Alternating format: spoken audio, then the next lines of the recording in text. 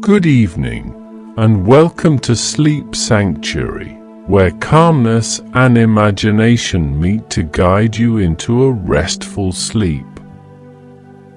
Close your eyes, if you wish, and let the day fall away. Feel the quiet embrace of this moment, as if the world itself has taken a long, slow breath. There's nothing you need to do now, only listen. Listen to the stillness around you, the gentle rhythm of your own breath. Imagine that stillness expanding, carrying you to a place far from the noise of the day. Tonight, I will take you to a hidden village, a place unlike any other. It rests in a forgotten valley, shrouded by time and mystery. In this village, the air carries whispers, not fleeting, but lasting. Every word, every murmur spoken in the quiet hours takes on a life of its own, echoing softly, endlessly. These echoes reveal truths, not just of the voice that created them, but of the heart that bore them. When I first found this place, I was seeking nothing in particular, only a quiet escape. What I found instead was a mirror held up to my own soul. It's a story I've carried with me ever since, and tonight, I'd like to share it with you. So settle in, and let the echoes guide us. Before we journey deeper into the story, let's take a moment to prepare, to let go of the weight of the day, and ease into a place of calm. Wherever you are, find a position that feels comfortable. Close your eyes, if you haven't already, and allow yourself to settle into the present moment. Take a deep breath in, hold it for a moment, and then slowly exhale. Let's do that again. Breathe in deeply, drawing in a sense of peace, and as you exhale, release any tension you may be holding. Feel your shoulders soften, your jaw loosen, and your hands grow light. Now, bring your attention to your body. Starting at the top of your head, imagine a wave of relaxation washing over you. Let it flow gently down your face, easing any furrow in your brow. Feel it cascade over your neck and shoulders, melting away tightness.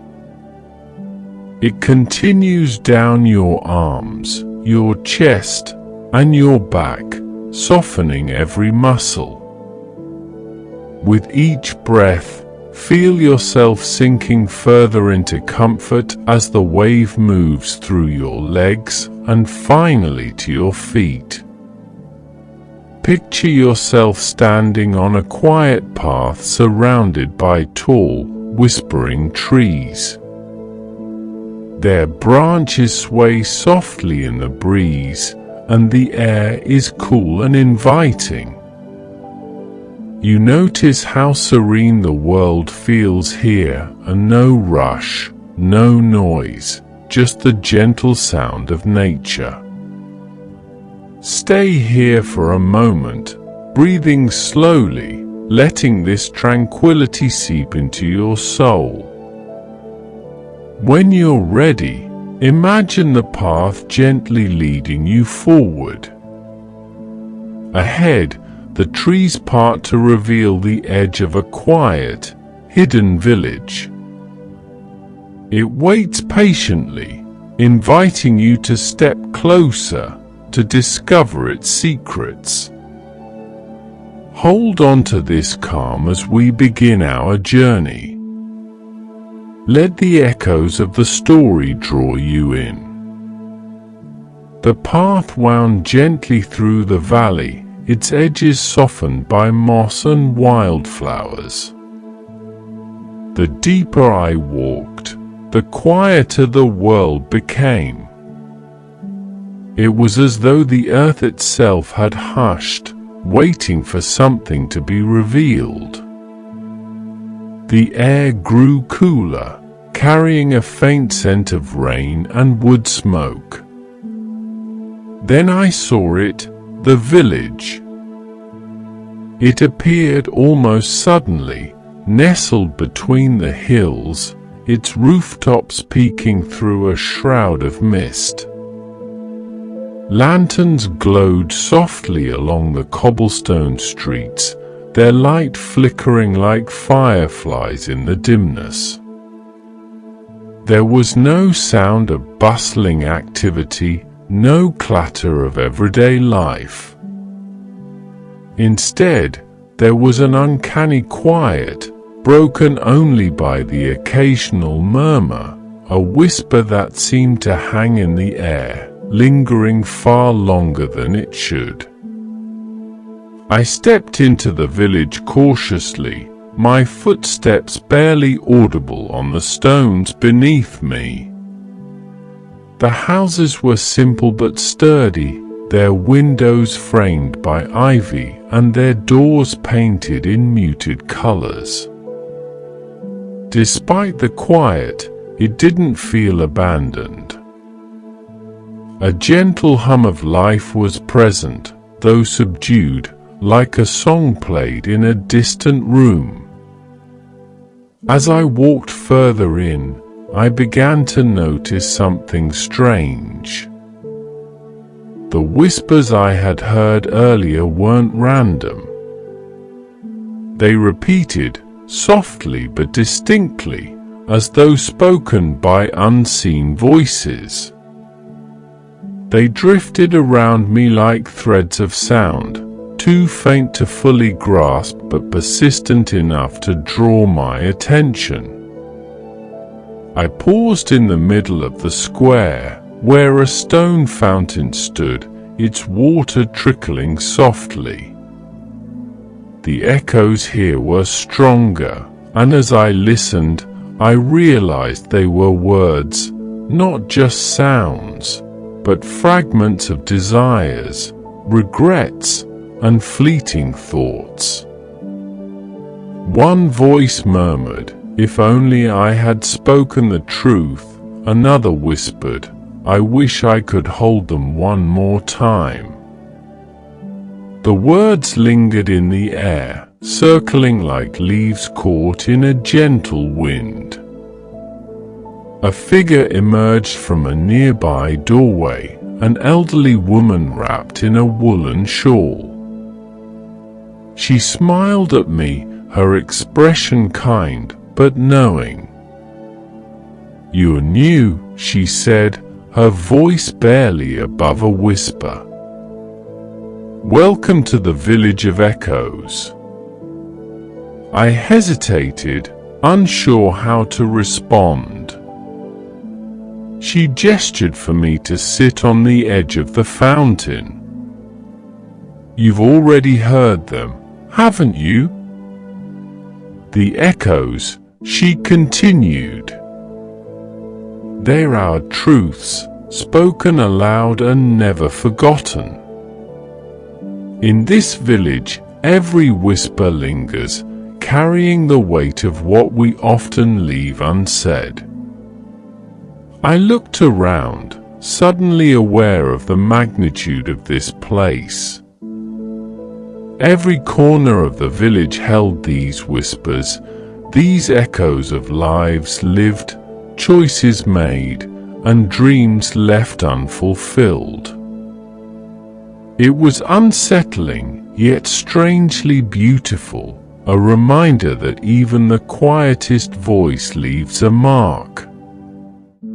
The woman studied me for a moment, then added, "You'll hear your own echo soon enough." Everyone does. But don't be afraid, it's just the sound of your soul speaking back to you. Her words stayed with me as I continued to explore. The echoes seemed to grow louder, and I began to wonder what my own voice would reveal. As I wandered deeper into the village, the whispers became companions, weaving through the air like invisible threads. They came from no discernible source, yet they carried a presence that was impossible to ignore. Each seemed to tell a story, snippets of lives lived within these quiet streets. The first person I met was a man sitting on the steps of a small bakery. His apron was dusted with flour, and his hands rested heavily in his lap. He greeted me with a nod, his gaze thoughtful. Around him, faint echoes floated. I should have told her. I should have stayed.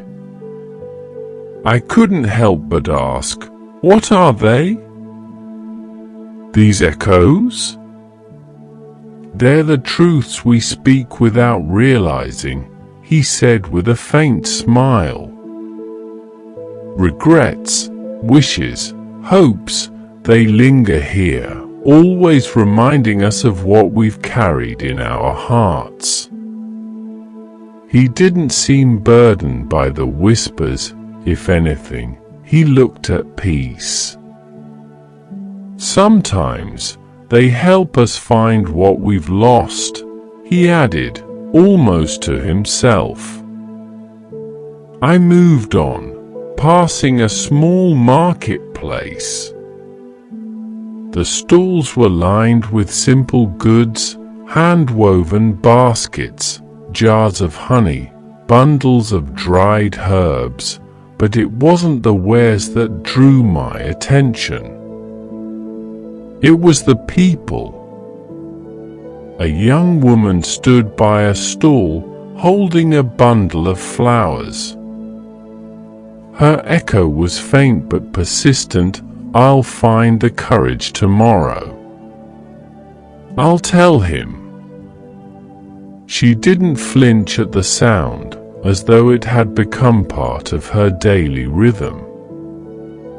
Nearby, an older man knelt by a patch of soil, tending to a garden. His whisper was softer but no less poignant, "I wish I could go back."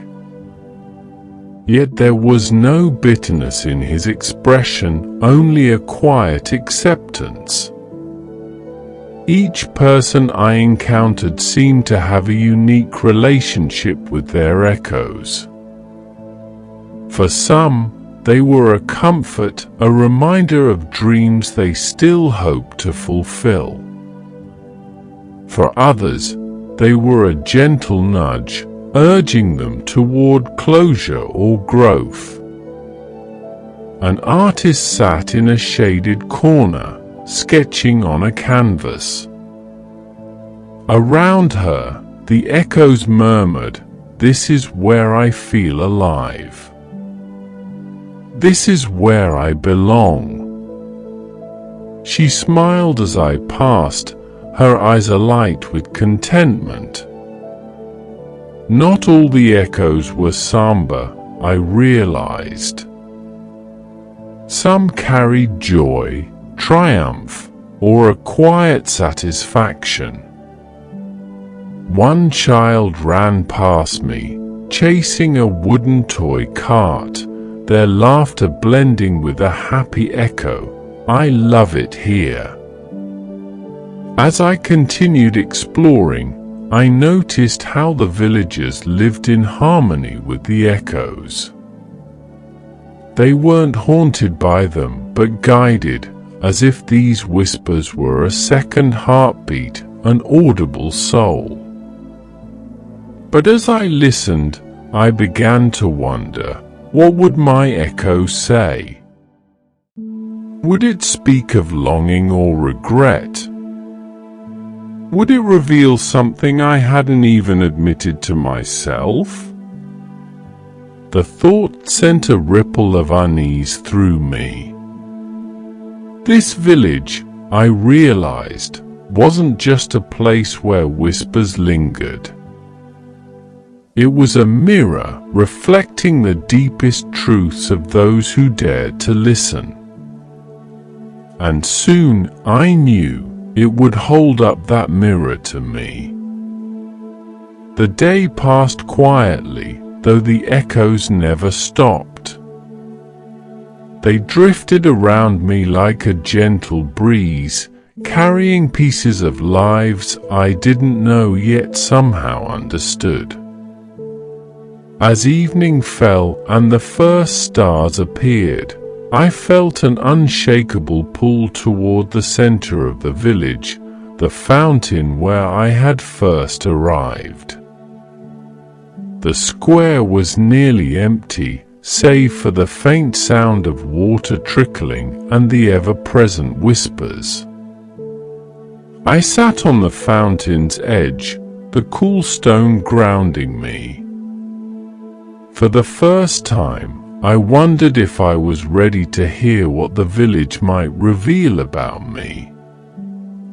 The echoes seemed to sense my hesitation, growing quieter, as if waiting.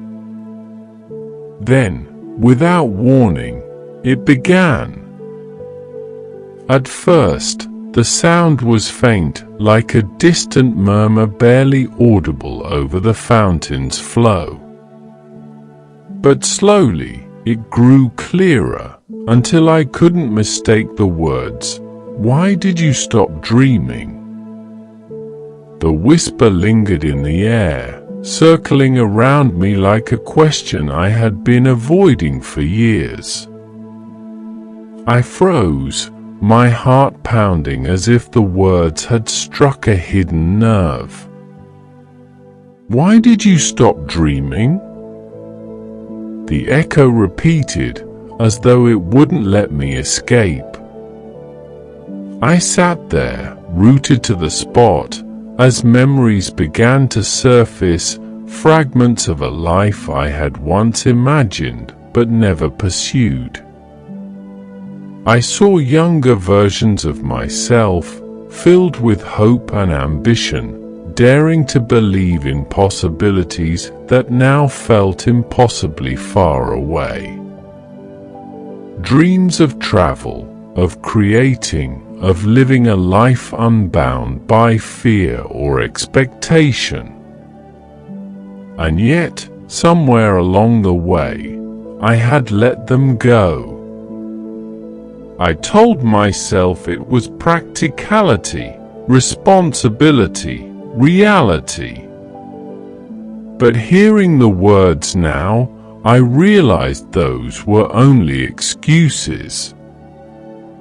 The truth was harder to face. I had stopped believing I deserved those dreams.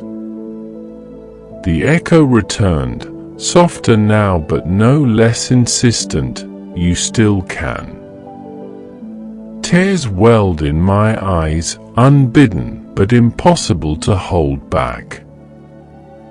I had spent so long burying those aspirations, convincing myself they were foolish or unattainable.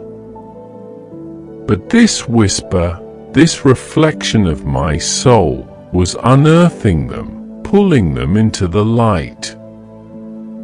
As I sat there, I realized that the echoes weren't meant to judge or torment. They were guides, showing us the parts of ourselves we'd forgotten or ignored. They didn't demand action, but they offered a choice: to listen, to confront, and perhaps to change. I stayed by the fountain for what felt like hours, letting the words settle. The village was silent now, as though it had stepped back, giving me space to process. When I finally stood, I felt lighter but also raw, as if a part of me had been cracked open. The echo's question lingered in my mind, its answer still unclear. But one thing was certain, I couldn't return to who I had been before. The village had shown me something I could no longer ignore. And for the first time in a long while, I felt the faint stirrings of hope. The next morning, I woke with the echo's words still circling in my mind. Why did you stop dreaming? It wasn't accusatory, it felt more like an invitation, a gentle nudge urging me to look deeper. I decided to explore the village again, hoping that the people here, who seemed so at ease with their echoes, might help me understand my own. I started at the bakery, where the flour-dusted man from before was rolling out dough with practiced precision.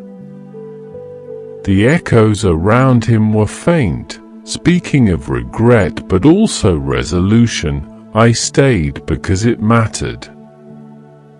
I stayed because it was love. I asked him how he lived with such whispers surrounding him. He chuckled, his hands never stopping their work. At first, it's hard, he admitted. But over time, you realize the echoes aren't your enemies. They're just truths, ones we rarely take the time to hear. Once you accept them, they lose their power to scare you. I moved on, drawn to the artist I had seen earlier. She was painting by the same shaded corner, her strokes deliberate and sure. Her echo murmured, "This is where I feel alive." She caught me watching and smiled. "Do the echoes ever bother you?" I asked. She shook her head. "Not anymore. They used to remind me of everything I thought I couldn't do. But then I realized they weren't holding me back, I was. Now, I let them guide me. They're like a compass, pointing me toward what really matters." Her words stayed with me as I continued through the village. Everywhere I went, I saw people who had made peace with their echoes. An elderly woman sat knitting, her echo softly repeating, "I love deeply." A young boy chased a ball, his echo ringing out with innocent joy, "I'll be brave." The villagers didn't fight their echoes. They listened to them, learned from them, and, in many cases, grew because of them.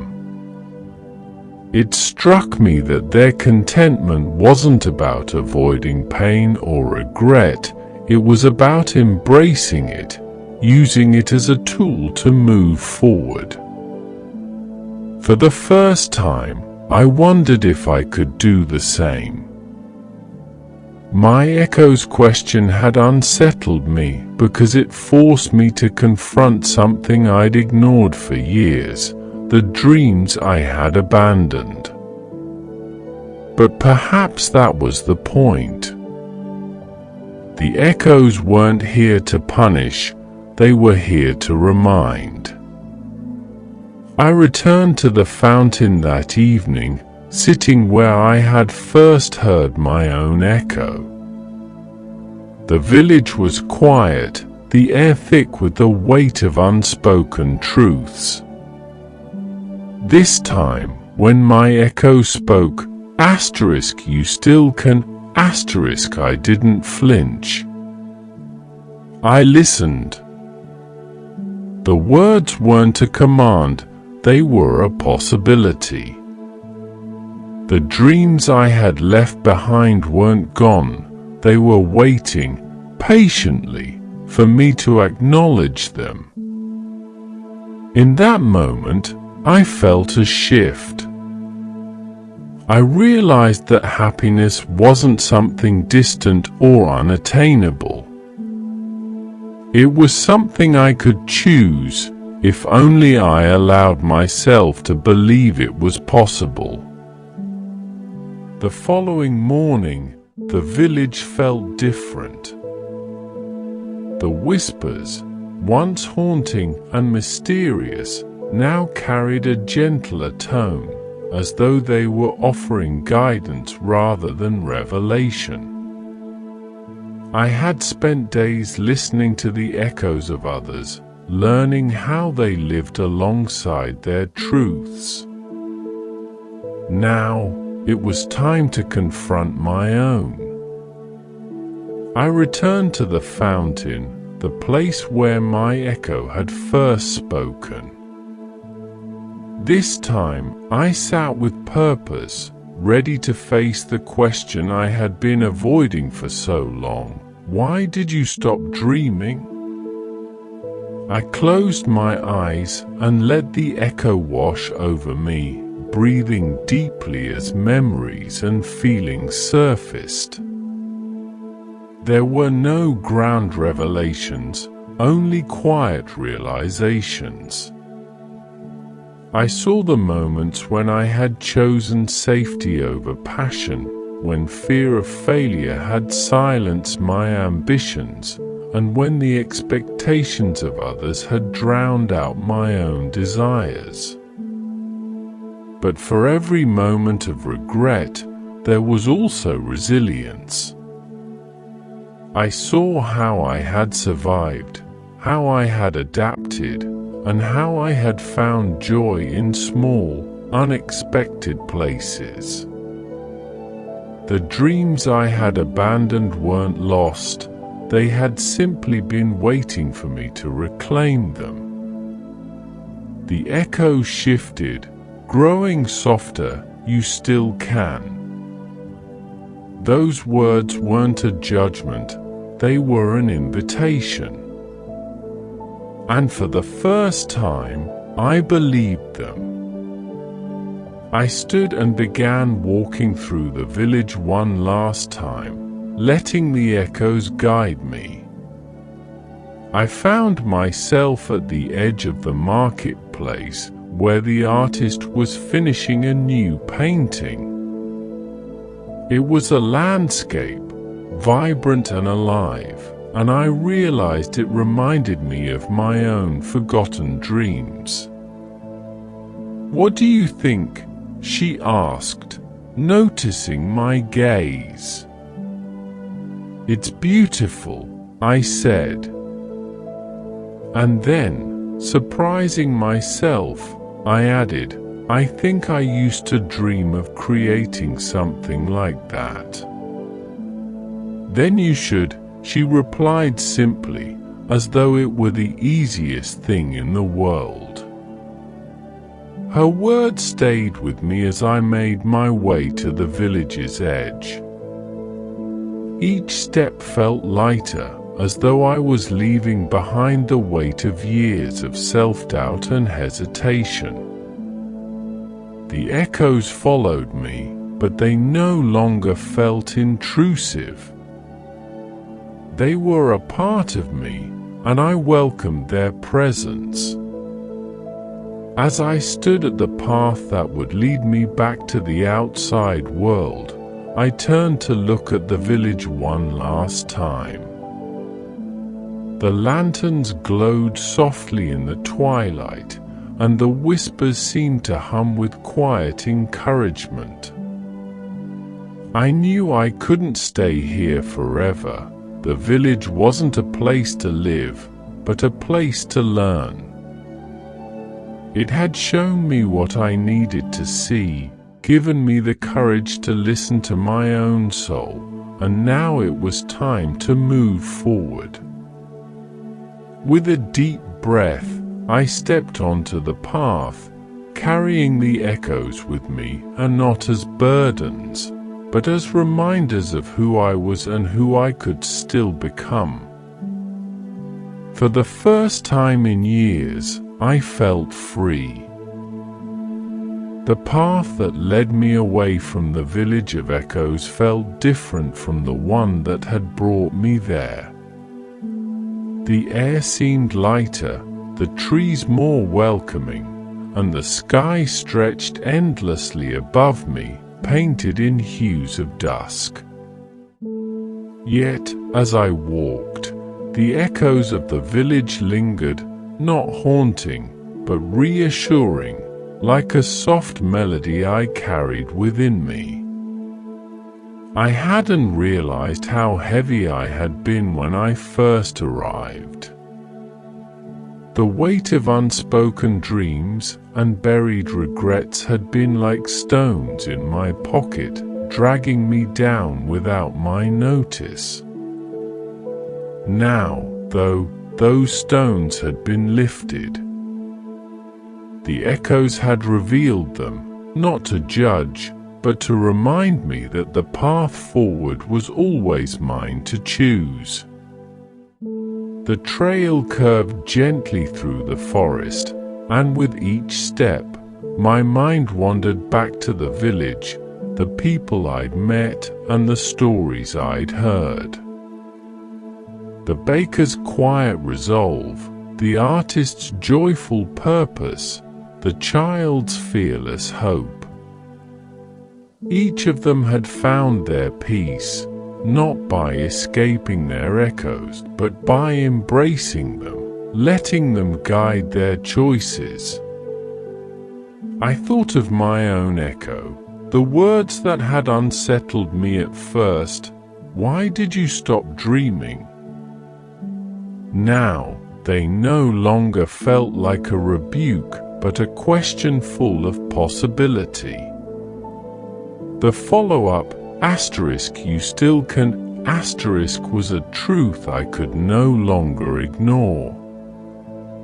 For so long, I had believed that the dreams I once had were too far gone, that life had taken me down a path where they no longer mattered. But the echoes had shown me otherwise. They reminded me that the things I yearned for were not lost, they had only been waiting for me to listen. The forest opened up to a wide meadow, the horizon stretching far ahead. The world outside the village felt different now, not because it had changed, but because I had. The fears and doubts I had carried seemed smaller, quieter, like whispers instead of shouts. As I continued walking, I thought about what lay ahead. My dreams were still there, waiting patiently for me to take the first step. They weren't grand or impossible, they were as simple as creating, connecting, and allowing myself to believe in the beauty of possibility. The sun dipped lower, casting golden light across the path. For the first time in years, I felt a sense of clarity. I didn't need all the answers, nor did I need to rush. The journey forward was mine to shape, one step at a time. When I finally reached the edge of the forest, I turned back one last time, as if to thank the village that had changed me. Though it was hidden from view, I felt its presence, its whispers still echoing gently in my heart. And then I faced forward, stepping into the world with a lighter spirit and a quiet resolve. The echoes had given me their gift, and now it was my turn to carry it forward.